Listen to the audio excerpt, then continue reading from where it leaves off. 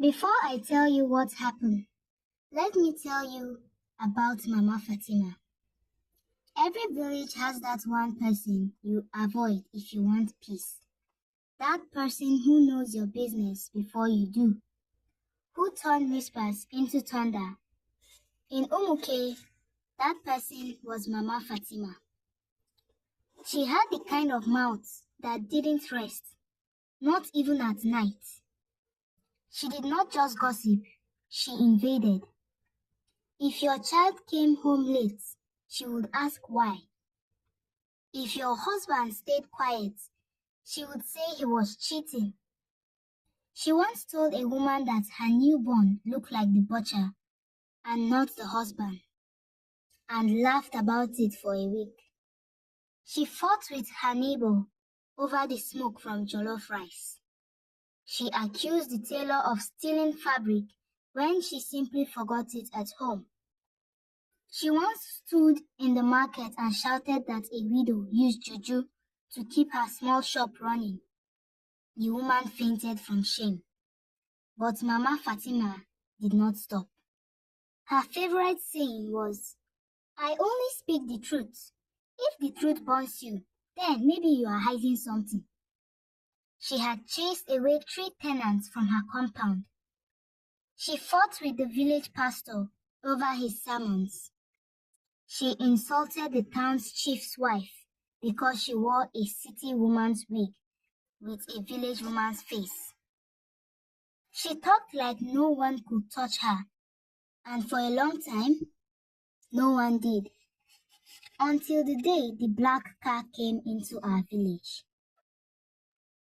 It was the dry season, the worst we had seen in years.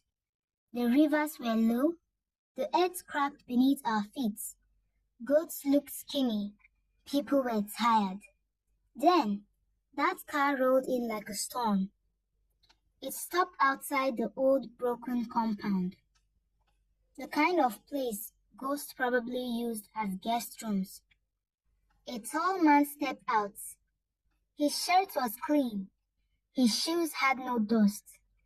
Behind him, a woman in sunglasses, and a boy, about 6, holding a tablet in his hand.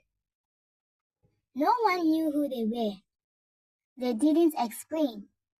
They just entered the compound and started fixing things. That was when Mama Fatima began again.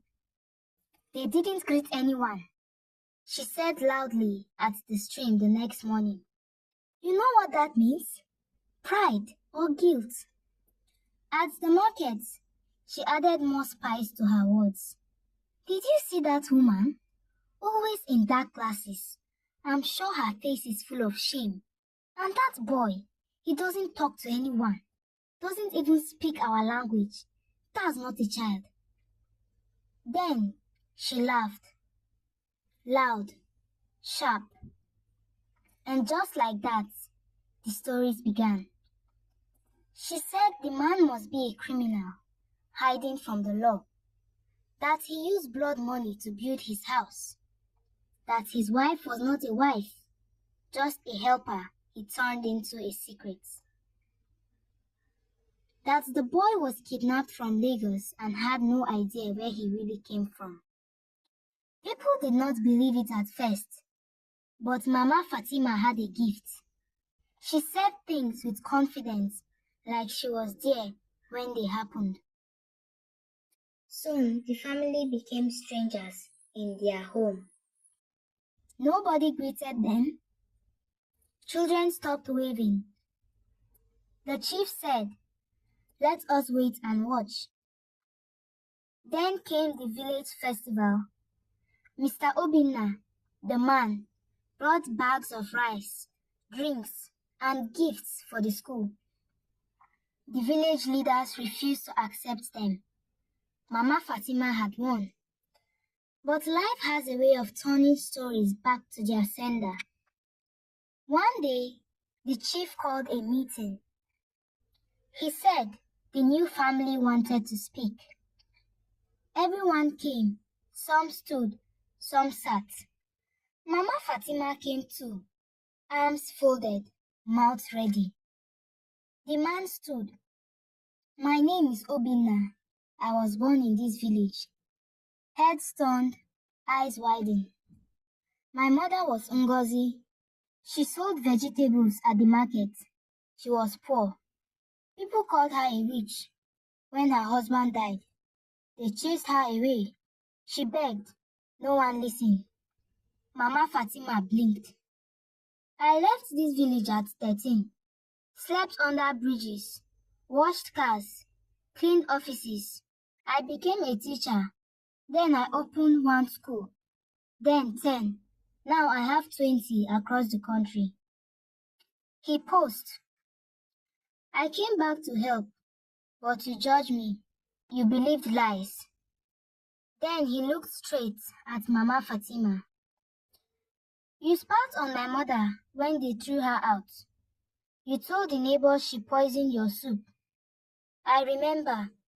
You haven't changed. Silence. The kind that grabs the air and holds it still. Mama Fatima opened her mouth, but nothing came out. My wife is a doctor, he said. My son speaks 3 languages. We came to give, but we met hate. He turned to leave. That day, shame spread faster than gossip. People apologized in silence. Some brought yams, some cried, but the wound was deep. And Mama Fatima? Days passed. Her market stall emptied. Her friends disappeared. Her children asked her, Is it true, Mama? Did you do all that? Then a storm came, a strong one. It tore off her roof, flooded her room, broke her chairs. That night, a truck arrived with carpenters, with new wood, with zinc, with nails. Obinna sent them. He didn't speak. He didn't mock. He just helped. Mama Fatima sat on the ground and wept. She still lives in the village. She still sells tomato. But now, when she opens her mouth, people listen with one ear and one eye. And sometimes, she walks past the old compound and lowers her head, not because of dust, but because of the weight of what her mouth caused her.